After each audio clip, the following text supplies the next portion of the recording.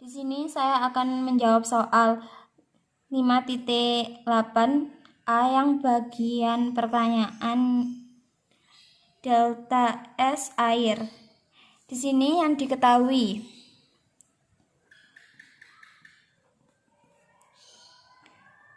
T1 yaitu 273,15 Kelvin, T2 373,15 Kelvin. Di sini untuk rumus delta S air Cp ln T2 per T1. Untuk Cp nilainya adalah 4,184 kJ per kilogram Kelvin.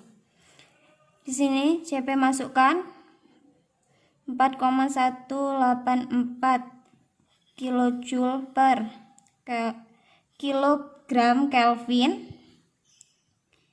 ln T2 dimasukkan 373,15 Kelvin per 273,15 Kelvin. Untuk ini dihitung yang hasilnya 1,366 dikali 4,184 kJ per kilogram Kelvin. Untuk ln 1,366 hasilnya itu 0,312 dikalikan 4,184 kJ per kilogram Kelvin, dan hasilnya yaitu 1,305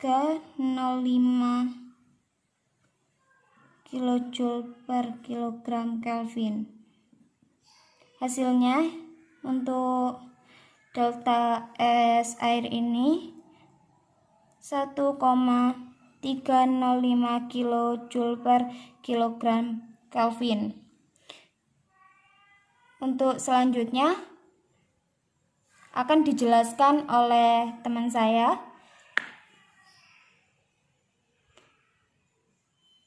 0,5 kJ per kilogram Kelvin.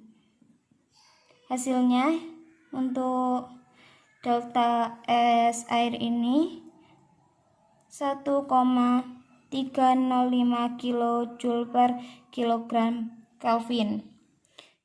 086 akan melanjutkan penjelasan soal 5.8 bagian A, yaitu pertanyaan tentang delta S reservoir dan delta S total. Dari penjelasan teman saya diketahui T1 sama dengan 273,15 K, T2 sama dengan 373,15 K, Cp sama dengan 4,184 Kj per K kilogram, delta S air sama dengan 1,305 Kj per K kilogram. Untuk mencari delta S reservoir yaitu menggunakan rumus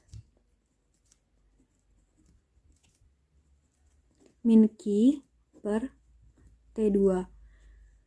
Sebelum mencari delta S reservoir, kita harus mencari nilai dari Q. Q sendiri sama dengan Cp dikali T2 dikurang T1 4,184 Kj per K kilogram dikali dengan 373,15 K dikurang 273,15 K sama dengan 418,4 kilojoule per K kilogram. Setelah Q ketemu, kita bisa mencari delta S reservoir, yaitu min 418,4 kg per K kilogram dibagi dengan nilai T2 yaitu 373,15 K. Hasilnya adalah min 1,121 kilojoule per K kilogram. Setelah delta S reservoir ketemu, kita bisa mencari delta S total. Delta S total sendiri adalah delta S water ditambah dengan delta S reservoir. Delta S water adalah 1,305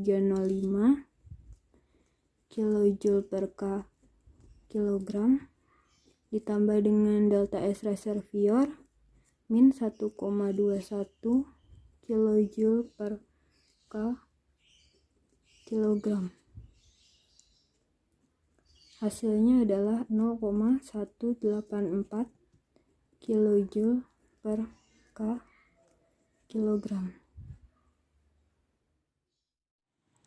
Untuk soal yang B, yaitu pada 273,15 Kelvin pertama dipanaskan hingga 323,15 Kelvin melalui kontak dengan reservoir panas pada 323,15 Kelvin dan kemudian ke 373,15 Kelvin melalui kontak dengan reservoir panas pada suhu 373,15 Kelvin.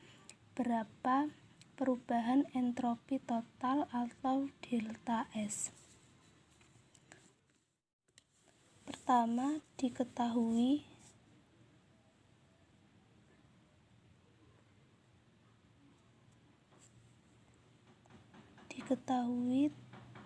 T1 sama dengan 273,15 Kelvin, T2 sama dengan 323,15 Kelvin, T3 yaitu 373,15 Kelvin.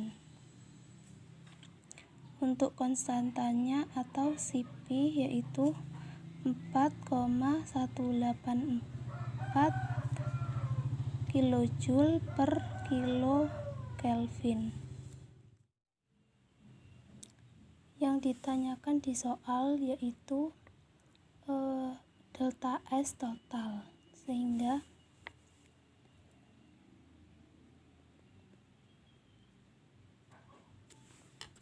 untuk mencari delta S totalnya harus mencari delta S reservoir 1 dan reservoir 2.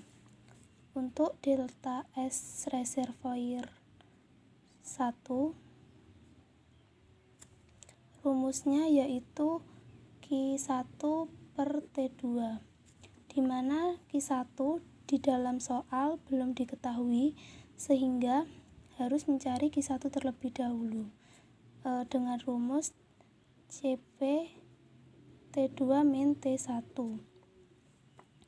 CP-nya 4,184,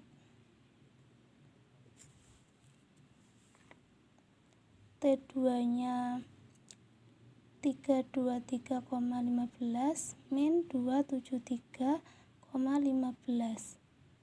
Kelvin, sehingga 4,184 dikali 50, Q1-nya 209,2 kilojoule per kilo. Q1 sudah diketahui sehingga dimasukkan di rumus reservoir 1, 209,2 per T2-nya yaitu 323,15, sehingga untuk delta S reservoir 1 0,647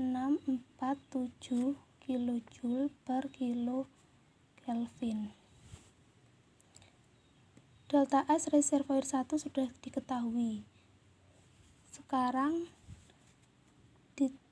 dihitung delta S reservoir 2-nya.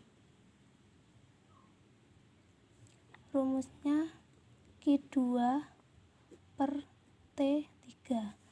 Q2 juga belum diketahui di dalam soal, sehingga untuk Q2 CP T3 min T2. T3-nya untuk CP 4,184, T3-nya 373,15 min 323,15 Kelvin.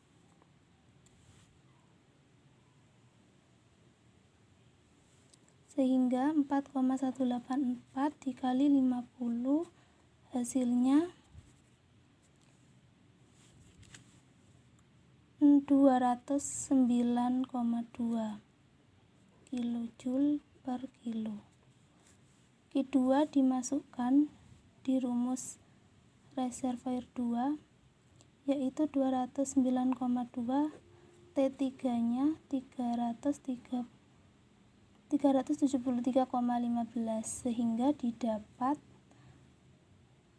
0,561 kilojoule per kilo Kelvin. Untuk delta S totalnya, yaitu penjumlahan dari delta S reservoir 1 dan delta S reservoir 2. Ditulis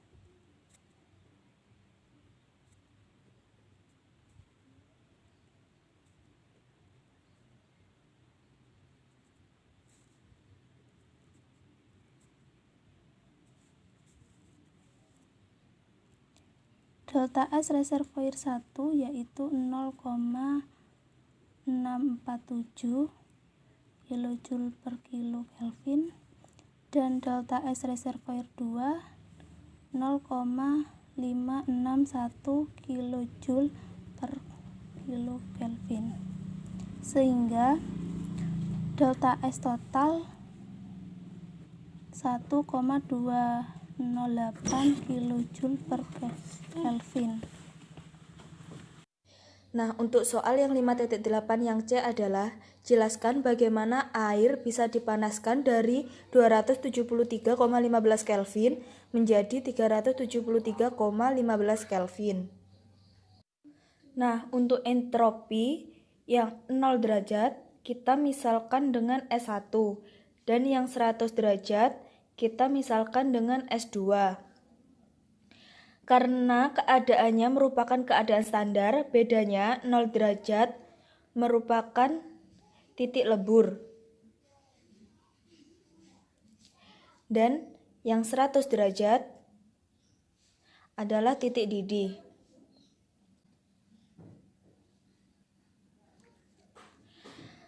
Karena besarnya S2 adalah sama, namun berlawanan, sehingga pembahasan entropi kedua keadaan menjadi delta S sama dengan S1 plus S2. Karena S2 sama dengan min S1, maka delta S sama dengan S1 min S1, jadi delta S sama dengan 0.